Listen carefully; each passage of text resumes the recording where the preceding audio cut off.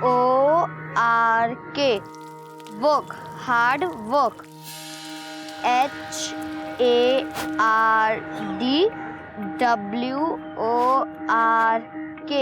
Hard work. ये क्या होता है? अरे अम्मा देखो, हार्ड माने कड़ा और वर्क मतलब काम। कड़ा काम, मेहनत वाला काम जो तुम करती हो।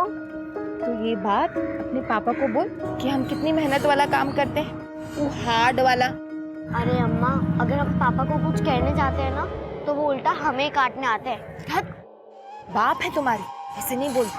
सॉरी। जन दे छठी मैया प्रात दर्शन दे। अम्मा, तुम्हें छठी मैया का गाना बहुत पसंद है ना? हाँ, बहुत पसंद।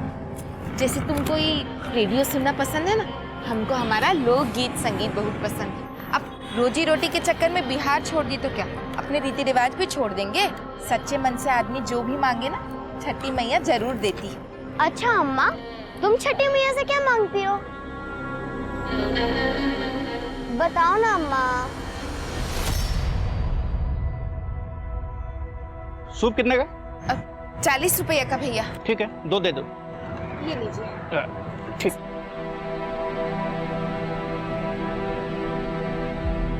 अम्मा 80 रुपए हुए, पर अंकल 90 रुपए दे गए। मैं देकर आती हूँ। अंकल, अंकल, आप ये 10 रुपए ज्यादा देकर चले गए थे। कोई बात नहीं बेटा, आप रख लो। नहीं अंकल, हम अपने हार्ड वर्क का ही पैसा लेंगे।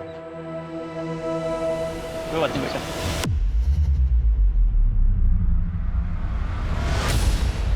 कहाँ गई थी वहाँ? वो पापा, वो अंकल 10 रुपए। चुप!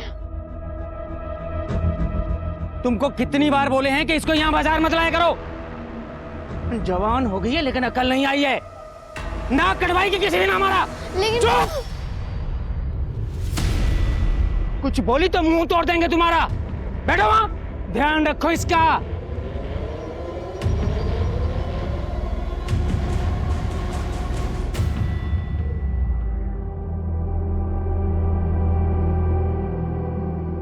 अम्मा, पापा हमसे प्यार नहीं करते ना? वो तो तुमसे बहुत प्यार करते हैं, बस उनको जताना नहीं आता। लेकिन आज तुम उस आदमी के पीछे क्यों गई थी? तुमको पता है ना पापा कितना गुस्सा करते हैं। अम्मा, हम पापा की मार खा सकते हैं पर गलत काम नहीं कर सकते। और आपने तो सिखाया था कि ईमानदारी से बढ़कर कुछ नहीं। हमारी बच्ची। तू सो जा।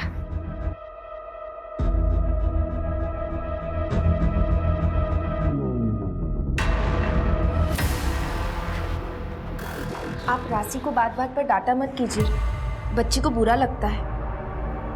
आप सुन रहे हैं ना हम क्या कह रहे हैं?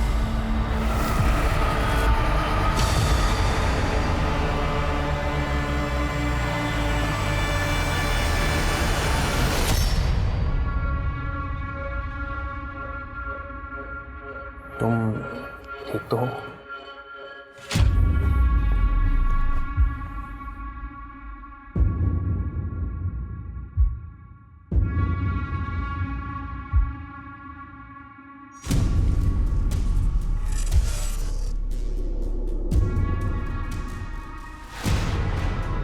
ये क्या कर रहे हैं आप? छोड़िए हमें। अरे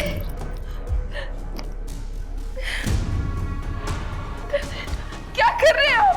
पति हैं हम तुम्हारे, पति का धर्म निभा रहे हैं। धर्म तो ना आप पति का निभा रहे हैं और ना ही एक पिता का। आप क्या कर रहे हैं हम दोनों जानते हैं, और ऐसा करने से कुछ होगा भी नहीं, ये भी जानते हैं।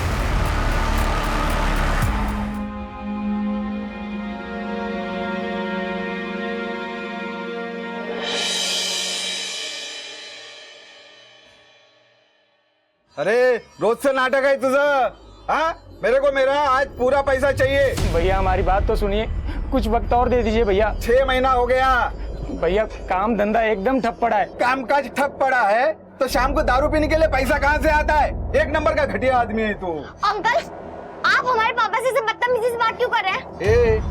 तेरे पापा को तो मैं जूता मार के भी बात कर सकता हूँ। चल बाहर निकल ऐसे। चल भैया, चल नहीं भैया, नहीं भैया, बच्ची को माफ कर दीजिए भैया। भैया आप हमें ऐसे निकाल देंगे तो हम कहाँ जाएंगे? बस आप हमें 1 हफ्ते का वक्त और दे दीजिए, हम आपका सारा पैसा वापस कर देंगे। 1 हफ्ता? हाँ, उसके बाद एक भी दिन नहीं।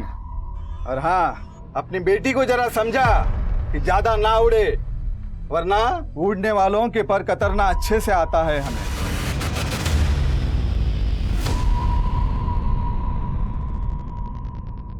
मंत्री जी ये जमीन ले लीजिए, मिट्टी के भाव मिल रही है। सुधा, सुधा जल्दी आना सुधा। अरे जल्दी आ, इतनी देर कहाँ लगा? जल्दी चल। प्रणाम चाची, चल जल्दी।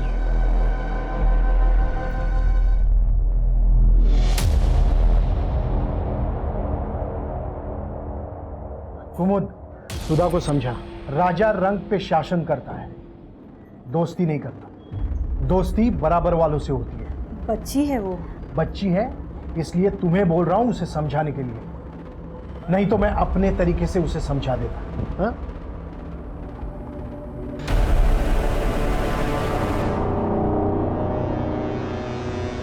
तुम इतना मत सोचो, दे देंगे तुम्हारे पापा पैसे। और अगर नहीं दे पाए तो कहाँ जाएंगे हम? 8 इयर्स हो गए हमें सोलापुर में। अब तो अम्मा भी गांव को याद करने लगी है। तो तुम बिहार छोड़ के यहाँ क्यों आए? पता नहीं, शायद काम के चक्कर में आए होंगे पापा। तो फिर मुंबई जाते या कोई बड़े शहर जाते, यहाँ क्यों? पता नहीं क्यों।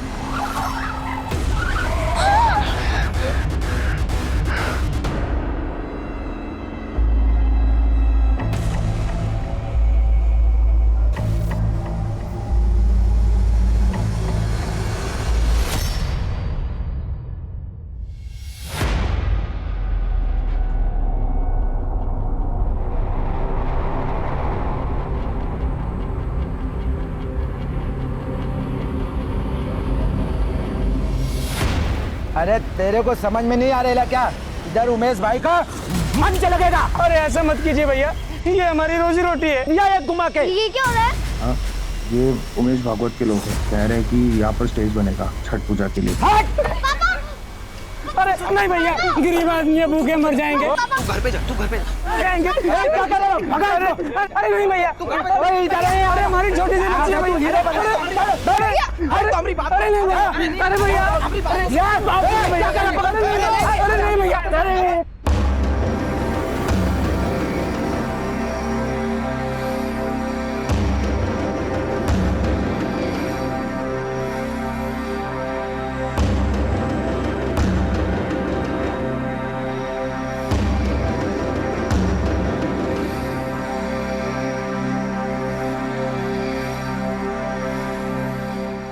फोन उठाओ ना, क्यों नहीं उठा रही हो फोन? पता नहीं वहाँ सब ठीक है कि नहीं।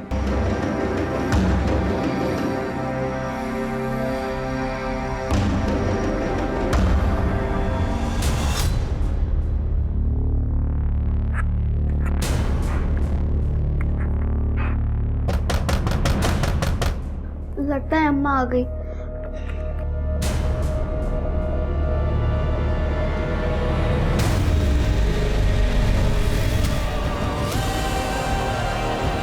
ऑपरेशन डॉक्टर साहब देखिए ना, मेरी बच्ची को क्या हो गया? डॉक्टर साहब जल्दी देखिए ना।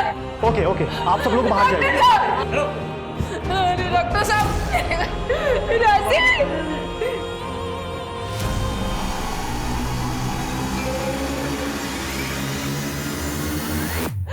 डॉक्टर साहब क्या हुआ मेरी बच्ची को? बोलिए ना डॉक्टर साहब, क्या हो गया राजी को?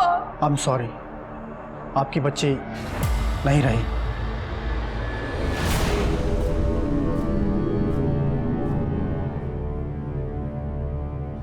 हेलो, ऐसा नहीं हो सकता साहब, आपसे जरूर कोई चूक हुआ है। देखिए हमसे कोई चूक नहीं हुई है, आपकी बच्ची की मौत है जैसे ही हुई है।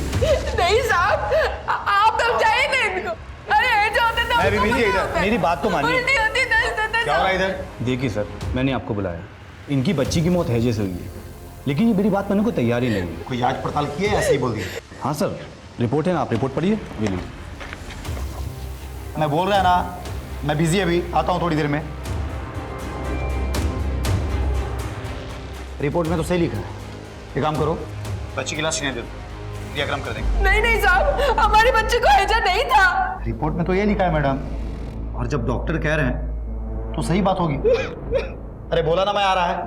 आप एक काम करो, बॉडी हैंड ओवर कर दो। जी सर, ठीक है साहब अरे बोला ना तेरे को भाई।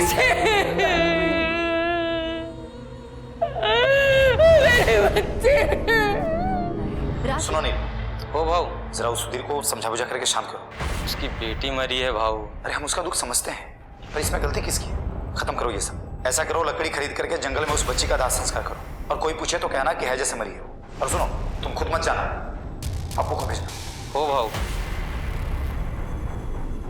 ये ऑडियो क्लिप मीडिया में पूरी तरह से छाई हुई है। हर तरफ ये खबर उछाली जा रही है कि किसी लड़की के साथ कुछ गलत करके मामले को रफा दफा करने की कोशिश की जा रही है। सर, ये ऑडियो क्लिप सस्पिशियस तो है, लेकिन डेफिनेट नहीं।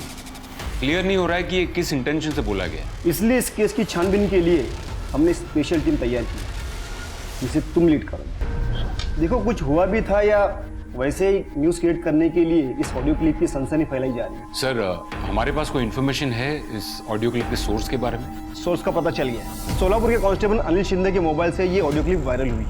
इसमें कांस्टेबल अनिल शिंदे और वहाँ की पीएसआई उमाकांत पुरोहित की आवाज़ है। घटना 15 दिन पहले की है, 30 अक्टूबर।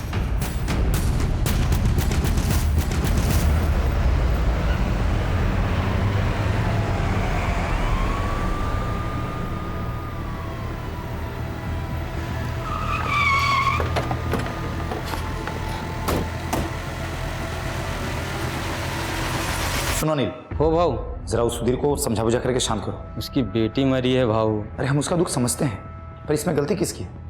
खत्म करो ये सब। ऐसा करो, लकड़ी खरीद करके जंगल में उस बच्ची का दाह संस्कार करो, और कोई पूछे तो कहना कि हैजे से मरी है। और सुनो, तुम खुद मत जाना, अप्पू को भेजना। हो भाऊ। तुम दोनों की आवाज है ना? सर, ये मेरी ही आवाज है, पर मुझे तो एक बात समझ में नहीं आ रही है कि इसमें ऐसा मैं क्या गलत कह रहा हूँ। अगर गलत नहीं कह रहे हो तो मीडिया को ऐसा क्यों लग रहा है कि किसी को मार कर केस को रफा दफा करने की कोशिश की गई? सर, कुछ रफा दफा करने की कोशिश नहीं की गई। मैं खुद अस्पताल गया था, बच्ची की लाश को भी मैंने देखा था। हैजे से मरी थी वो। ये देखिए साहब, डॉक्टर की रिपोर्ट। बच्ची की फैमिली वाले डॉक्टर से लड़ रहे थे। डॉक्टर ने हमसे ऐसा बोला, तो मैंने डॉक्टर को बोला कि बच्ची की लाश को फैमिली को सौंप। और ये लकड़ी पहुंचा के बच्ची को जलाने की बात? वो क्या है ना साहब, बच्ची के फैमिली वाले बहुत गरीब हैं, उनके पास खाने को भी पैसे नहीं थे। मैंने तो बस उनकी मदद की, दाह संस्कार का इंतजाम किया था, बस। ये देखिए साहब, बच्ची के पिता ने खुद दाह संस्कार किया था। साहब, कोई मामला रफा दफा नहीं किया गया। हम पुलिस वाले हुए तो क्या हुआ, दिल तो हमारे पास भी है ना साहब। बच्ची मरी थी उनकी, मैं तो बस उनकी मदद कर रहा था। कांस्टेबल अनिल शिंदे। हो सर, वो ऑडियो क्लिप तुम्हारी फोन से वायरल हुई थी, क्यों की थी वायरल? मैंने कुछ नहीं किया साहब, वो मेरे मोबाइल में अपने आप कॉल रिकॉर्ड हो जाते हैं। वो मेरा मोबाइल ख़राब हो गया था ना साहब, इसके लिए मैं वो बनाने के लिए दिया था दुकान में, तो वो मोबाइल बनाने वाले ने ही उसको वायरल कर दिया। उसको लगा कोई स्पेशल न्यूज़ है। सर, मुझे तो नहीं लगता ये दोनों सच बोल रहे हैं। मैं भी उनकी बातों से कन्विंस तो नहीं हूँ, लेकिन ऑडियो क्लिप में ऐसा भी तो कुछ नहीं है जिसकी वजह से हम पुरोहित पर उंगली उठा सकें। बच्ची के परिवार से बात करते हैं। सर, बताइए, क्या हुआ था आपकी बेटी के साथ?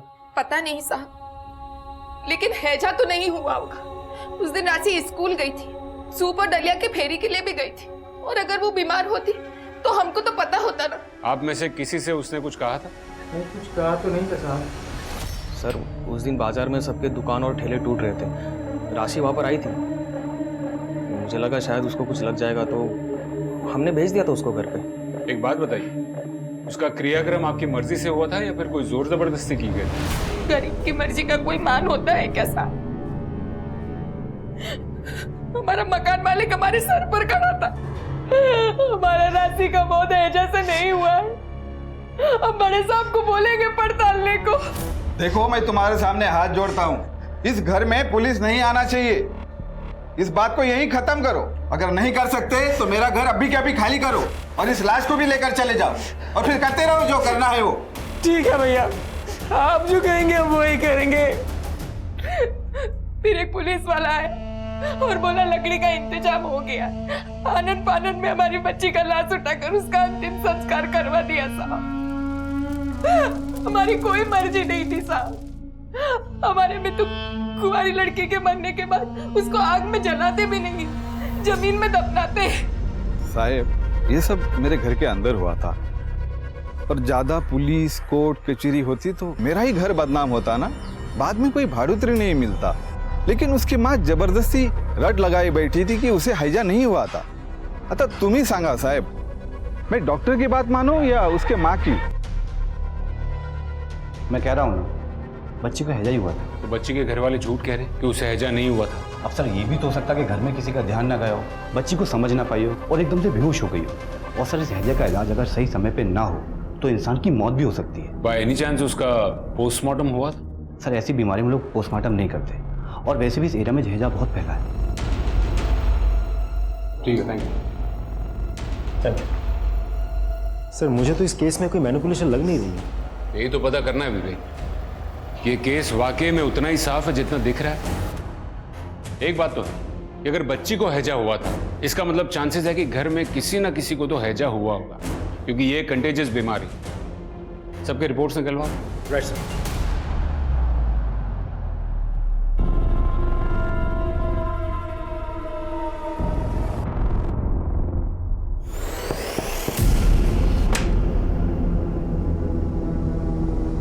तुम फिर पी कर आए हो? चलना। प्रभात, जिंदगी बर्बाद करके रखती है तुमने मेरी। पूरा दिन कमर तोड़ मेहनत करती हूँ मैं, लेकिन तुम पूरा दिन शराब पी के ना पता नहीं कहाँ मुंह मारते फिरते हो। चे चे चे, घर में घुसाने की तेरी चप शुरू हो जाती है। चे। प्रभात, प्रभात मुझे तुमसे बात करनी है। प्रभात,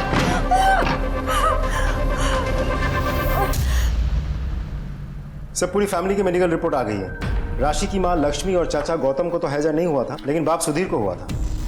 इसका मतलब पूरी पॉसिबिलिटी है कि राशि को भी हैजा हुआ होगा। हो तो सकता है सर। वैसे भी बच्चे साफ सफाई के साथ कहाँ रहते हैं। आप एक्सक्यूज मी सर। हेलो, हाँ बताता हूँ। अरे बताता हूँ। ठीक है, ओके। क्या हुआ? कुछ नहीं सर, वो घर से वाइफ का कॉल था, पूछ रही थी कब तक आओगे। मुझे कह दो ज्यादा दिन नहीं लगेंगे। वैसे भी मुझे यहाँ केस ही नजर नहीं आ रहा है। सही कह रहे सर।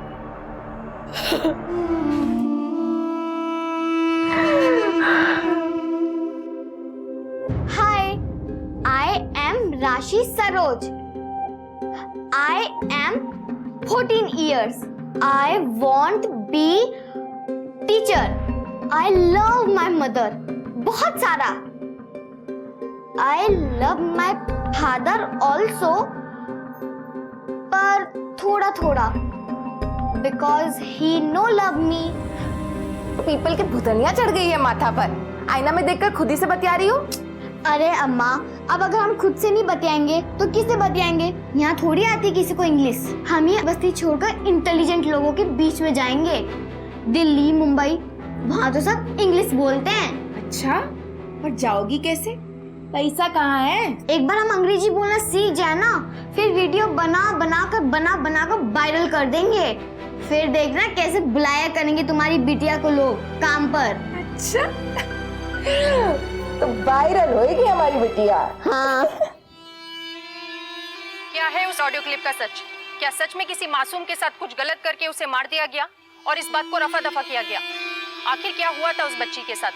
क्या सच में उस बच्ची को इंसाफ मिलेगा? अब तुमको सब जानने लगे हैं राशि। वो वायरल हो गई हो तुम, लेकिन उसके लिए हमको बहुत बड़ी कीमत चुकानी पड़ी। बहुत बड़ी कीमत चुकानी।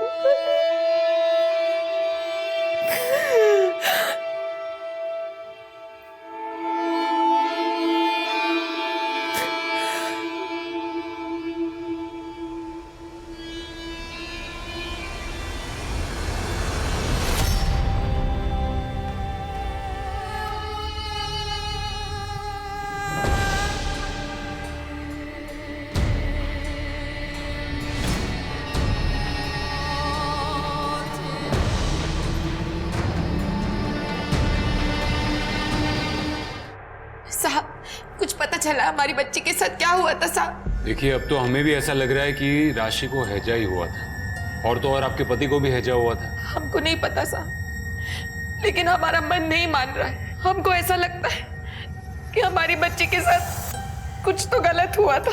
देखिए लक्ष्मी जी, मैं आपकी भावनाओं को समझ सकता हूँ, लेकिन पुलिस अपनी तहकीकात सबूतों के आधार पर करती, और अब तक हमें जो भी सबूत मिले हैं वो इसी तरफ इशारा करते हैं कि राशि की मौत हैजा से ही हुई थी।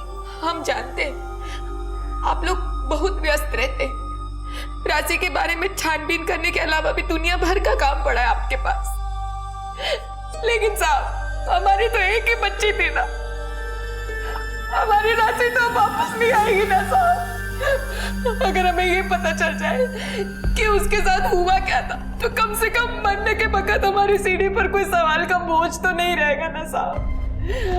अब आपके हाथ जोड़ते साहब, आप जांच कीजिए साहब।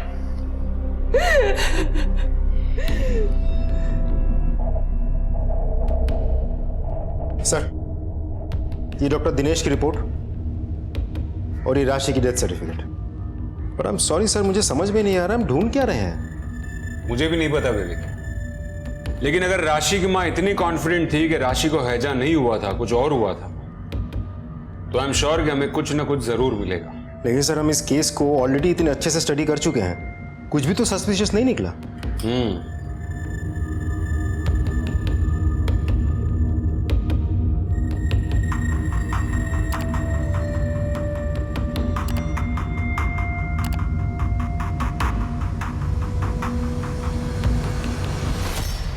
विवेक। Yes sir. विवेक, ये डॉक्टर देखो, ये हॉस्पिटल के काफी फोटोज में दिख रहा है।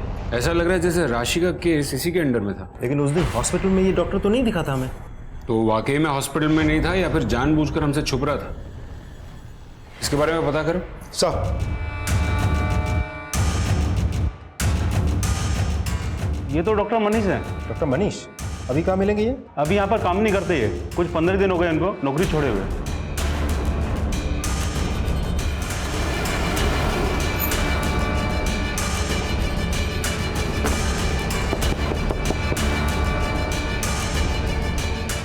अक्टूबर को राशि की मौत हुई। राशि का केस आप ही देख रहे थे ना? जी। लेकिन फिर ऐसा क्यों हुआ कि उसी दिन यानी कि 30 अक्टूबर को ही आपने नौकरी छोड़ दी? सर मैंने नौकरी छोड़ी नहीं थी, मुझे नौकरी से निकाला गया था। निकाला गया? क्यों? पता नहीं सर।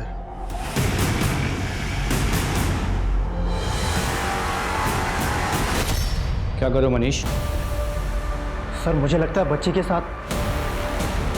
तुम जाओ, मैं देख लूंगा। लेकिन सर। मनीष, मैंने कहा ना तुम जाओ।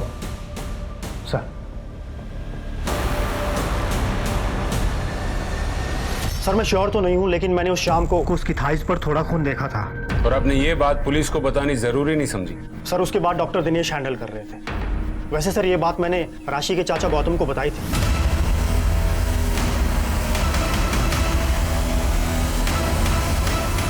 और उसी शाम को डॉक्टर दिनेश ने मुझे नौकरी से निकाल दिया। ठीक है, जरूरत पड़ी तो फिर से आपसे कांटेक्ट करेंगे।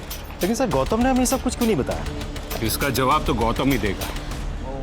वो सर वो मैं जब डॉक्टर मनीष ने तुझसे कहा कि राशि के बॉडी पर खून मिला था, तो ये बात तूने पुलिस को क्यों नहीं बताई? हमें सर ज़्यादा कुछ समझ में नहीं आया था जो डॉक्टर मनीष ने कहा था। फिर बड़े वाले डॉक्टर ने कहा कि उनको हैजा है, तो सर हमको लगा कि बड़े वाले डॉक्टर को ज़्यादा पता होगा, इसलिए ये बात हमने पुलिस से छुपाई थी सर। डॉक्टर मनीष को नौकरी से क्यों निकाला? सर डॉक्टर मनीष लापरवाह था, मैंने कई बार उसे वार्निंग दी, लेकिन उसकी लापरवाही में कोई फर्क नहीं पड़ा। अब ऐसे डॉक्टर की वजह से मैं अपने पेशेंट की जान खतरे में नहीं डाल सकता था, तो नौकरी से निकाल दिया उसे। भाई ये सब राशि के केस के चक्कर में तो नहीं किया? सर मैंने आपसे पहले ही कहा है, उसे हैजा हुआ था। डॉक्टर मनीष ने तो कहा था कि उसने राशि की बॉडी पर खून देखा था। हाँ सर था, वो बच्ची का महीना चालू था सर। राशि ने तो हमको नहीं बताया था साहब कि उसका महीना चल रहा था। अगर ऐसा होता तो हमें तो पता होता, उसको उन दिनों बहुत दर्द होता था। आप यकीन के साथ ये बात कह सकती? यकीन के साथ तो नहीं कह सकते। राशि की बॉडी घर में कहाँ मिली थी? घर के पीछे वाले हिस्से में साहब। यहाँ पड़ी थी हमारी राशि।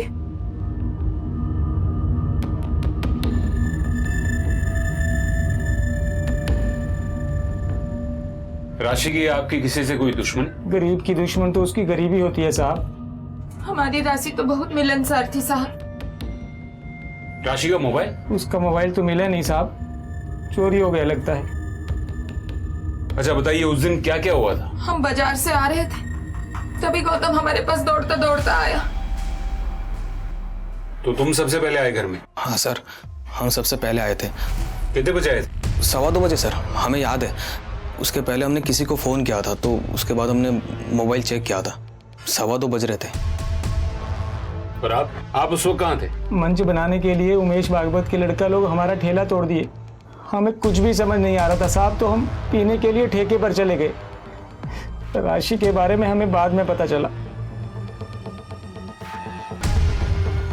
विवेक सर, फॉरेंसिक टीम को बुलाओ। राइट।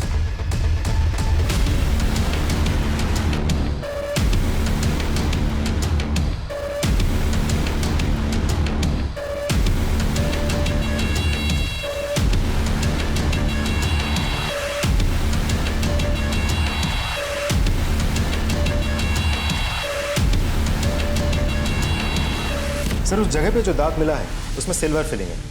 लक्ष्मी का कहना है कि राशि के दांत में कीड़े लगने की वजह से उसमें चांदी भरवाई गई थी। और जो नाखून मिला है उस पर वही नेल पेंट लगा है जो उस दिन राशि ने लगाया था।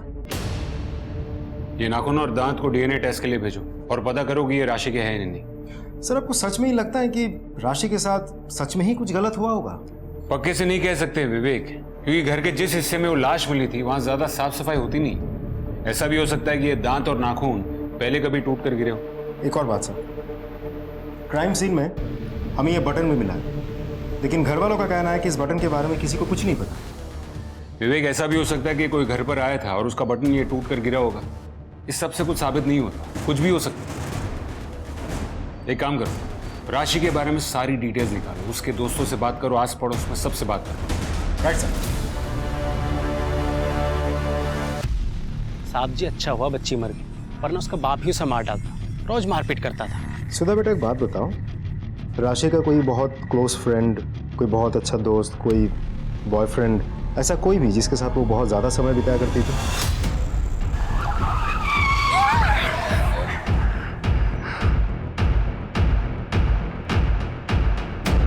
नहीं सर, ऐसा तो कुछ नहीं था। उसके साथ किसी की कोई दुश्मनी, कोई अनबन, कोई झगड़ा हुआ हो?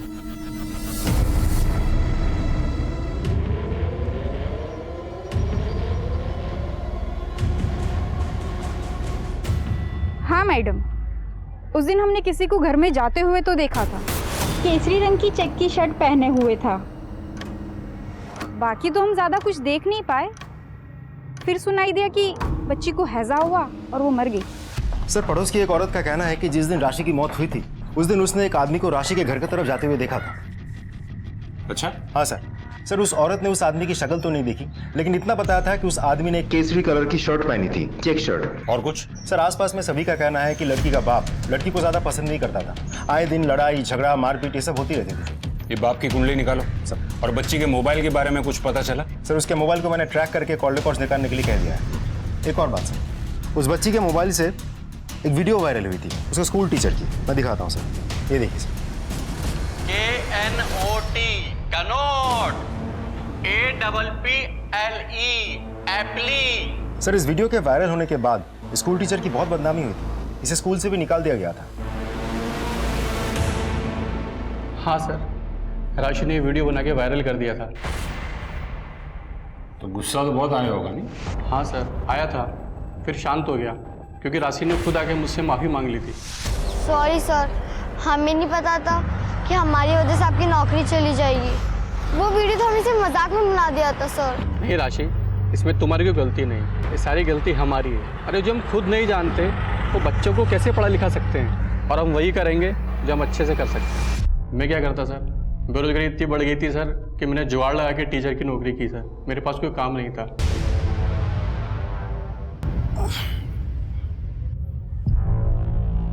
सुनो, एक कप चाय बना के दो ना। क्या कर रही है सब? नौकरानी हूँ मैं तुम्हारी? रात भर तुम शराब पियो और दिन को मैं तुम्हारी सेवा करूं? बस करो सुनैना, तुम गुस्सा मेरा। तो दबा दो ना मेरा गुलाब, बहुत डरो मुझे। यस सर, शाम तक डिटेल्स भेजता हूँ। राइट सर, राशि के कॉल रिकॉर्ड्स आ गई। वो अक्सर एक लड़के से बात करती थी, नाम है पूरव भागवत। ये पूरव भागवत एक बहुत ही पावरफुल आदमी उमेश भागवत का बेटा है। ये राशि पूरव भागवत से बात क्या करती होगी? सर वो तो नहीं पता, लेकिन पूरव की बहन सुधा राशि की बेस्ट फ्रेंड थी। फिर तो ये भी हो सकता है कि सुधा अपने भाई का फोन यूज करती हो राशि से बात करने के लिए।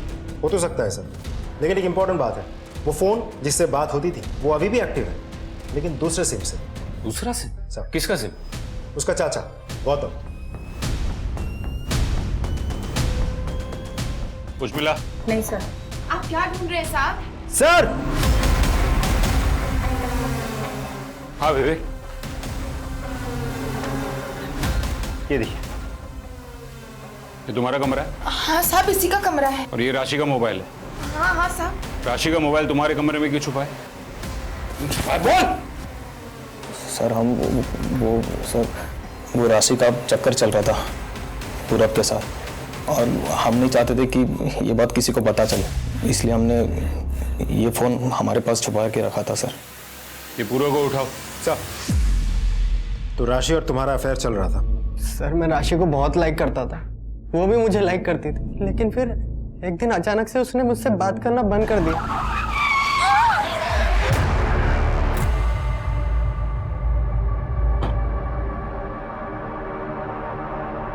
मैं तुमसे प्यार करता हूँ, ये तुम्हारे लिए। तुम समझते काहे नहीं? पहले पापा हमारी शादी के पीछे पड़े हुए हैं, बड़ी मुश्किल से अम्मा उन्हें रोक रही है। अगर उन्हें हमारे बारे में पता चला तो फिर वो अम्मा की भी नहीं सुनेंगे। चल सुधा। तो कहीं गुस्से में तुमने ही तो। सर मैं राशि से बहुत प्यार करता था, उसे कोई परेशानी ना हो इसलिए मैंने उससे बात करना बंद कर दिया था। मैंने सोचा था कि वो खुद मेरे पास आएगी, लेकिन ये नहीं सोचा था कि वो मुझसे इतनी दूर चले जाएगी। उमेश जी, आपको पता था कि आपके बेटे पूरव का अफेयर राशि के साथ चल रहा था? नहीं, मुझे अगर पता होता ना तो मैं खुद उसे मरवा देता।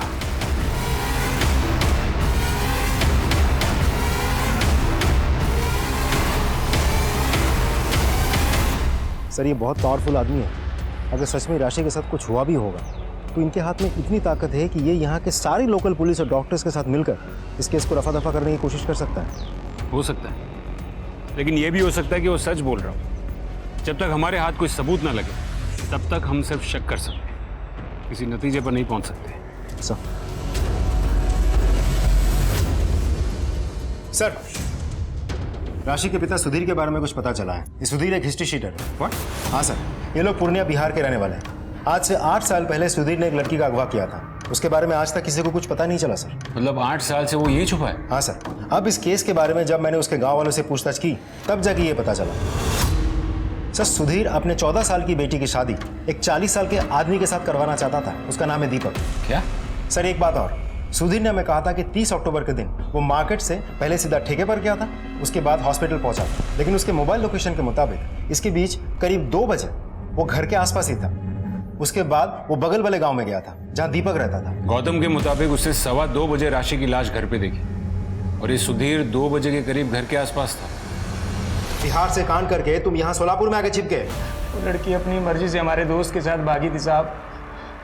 उसके माँ बाप को जब वो लड़की नहीं मिली तो उन्होंने हम बाकी दोस्तों को बहुत मारा पीटा और हमारी रपट भी लिखवा दी साहब। हम बड़ी मुश्किल से अपने परिवार को लेकर वहाँ से भागे। उसकी पड़ताल तो हम कर ही लेंगे। तू ये बता कि 30 तारीख को 30 अक्टूबर को 2-2:15 बजे तू कहाँ था? साहब हम ठेके पर पी रहे थे। तुम ठेके पर नहीं थे, तुम घर पर थे और तुम ही ने अपनी बेटी की जान ली ना? तुमने अपनी बेटी की जान? नहीं साहब, हमने अपनी बेटिया की जान नहीं ली। हाँ, हम घर गए जरूर थे।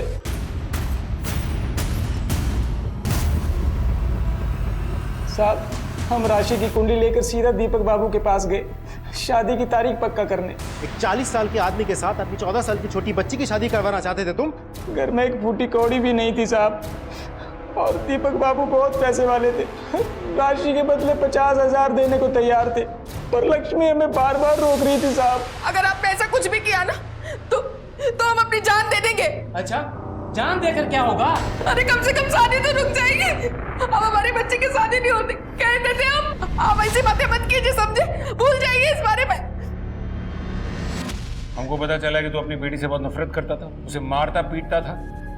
हमें बेटा चाहिए था साहब। लोग हमें नामर्द कहते थे कि बेटा बेटी औरत की वजह से नहीं, मर्द की कमजोरी की वजह से होता है।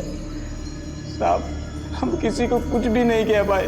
हम तो अभी भी कोशिश कर रहे थे कि हमारा बेटा हो, पर हमारी बीवी की बच्चादानी खराब थी, वो बच्चा नहीं कर सकती थी। पर हम अपना सारा गुस्सा, सारी नफरत अपनी राशि पर निकालते थे साहब।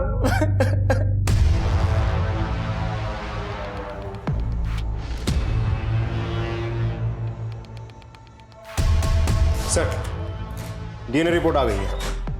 वो दांत और नाखून राशि के ही थे। डीएनए से तो कंफर्म हो गया, लेकिन ये कैसे कंफर्म करेंगे कि राशि के साथ वाकई में कुछ हुआ था? विवेक, हम कुछ तो मिस कर रहे हैं। या तो इनमें से कोई जानबूझकर हमसे कुछ छुपा रहा है, या फिर सच में यहाँ पर किसी को कुछ भी नहीं पता। एक काम करते हैं विवेक, राशि की मौत की गुत्थी को सुलझाने की एक आखिरी कोशिश करते हैं। 30 अक्टूबर को इस शहर में, खास करके राशि के घर के आसपास क्या हुआ था, वो सारा डेटा निकालो। शादी, मुंडन, गोद भराई, चोरी के मामले, सारी चीजें खंगालो और देखो कि यहाँ क्या क्या हुआ, और खास करके राशि के घर के आसपास कौन कौन देखा गया। Right sir. सर, राशि के मोबाइल से कुछ रिलेटेड मैसेज रिकवर किए गए हैं। हमको चुम्मा दोगी? बहुत अच्छी लगती हो तुम हमको। कभी मेरे साथ एक रात गुजारो। ये मैसेजेस पूरव के नंबर से आए? नहीं सर, राशि के चाचा गौतम के नंबर से।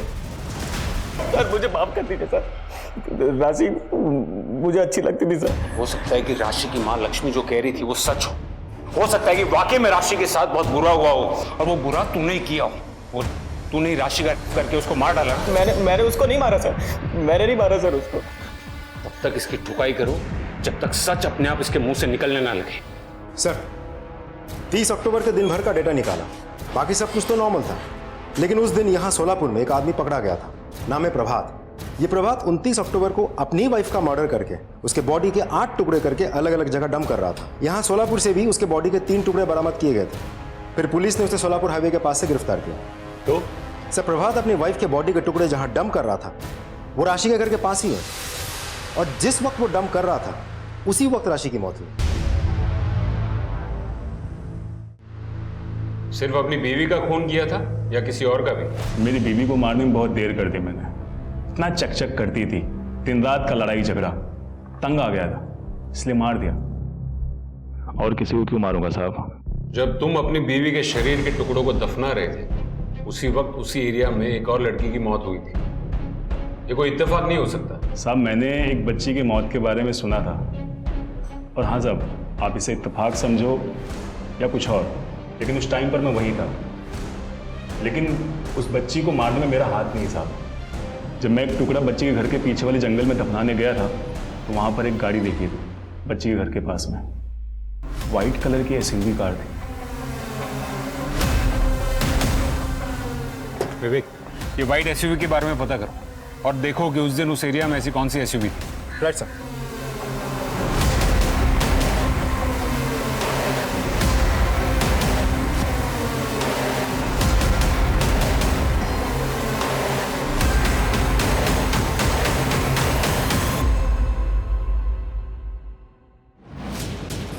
सर, उस व्हाइट एसयूवी का पता चल गया है। हमने पूरे शहर के सीसीटीवी फुटेजेस खंगाल डाले और वो गाड़ी इसी पुलिस स्टेशन में आई थी। अच्छा?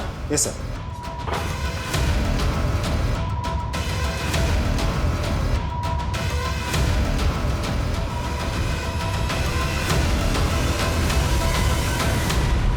इसकी यही सज्जन सिंह पुणे में रहता है, उमेश भागवत का खास है। सर, आपको मैं कुछ और भी दिखाना चाहता हूँ। ये देखिए सर, इस गाड़ी के यहाँ आने के 10 मिनट बाद ही पुरोहित बाहर निकलता है केसरी कलर की चेक शर्ट पहन के, और आधे घंटे बाद जब वापस लौट के आता है, ये देखिए, तब तक उसकी शर्ट बदल चुकी होती है। पुरोहित?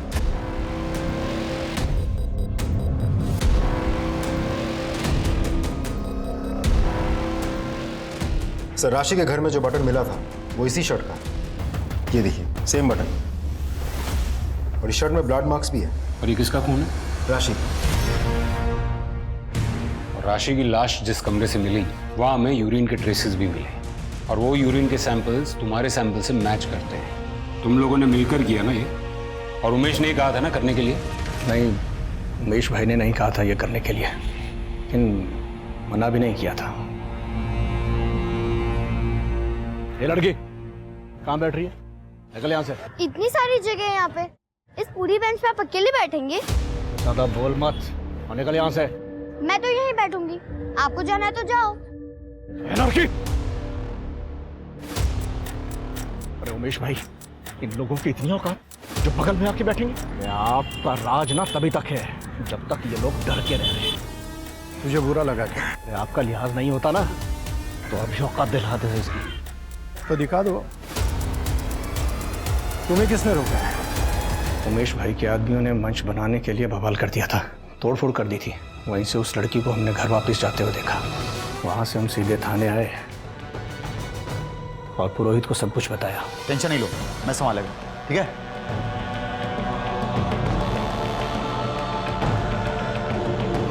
दूसरी जात वाली लड़की हमारे बाजू में नहीं बैठ सकती, हमको छू नहीं सकती, पर उसी लड़की पर करते वक्त, बेरहमी से उसका खून करते वक्त तुम उसको छू सकते हो।